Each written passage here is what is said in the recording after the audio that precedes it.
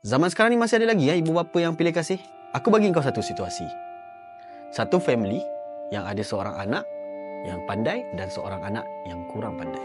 Kenapa masih lagi ibu bapa kalau anak yang pandai ni dapat satu result yang bagus, kau reward dia sahaja.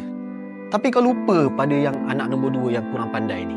Sedangkan dalam family, masing-masing ada peranan dia. Why not?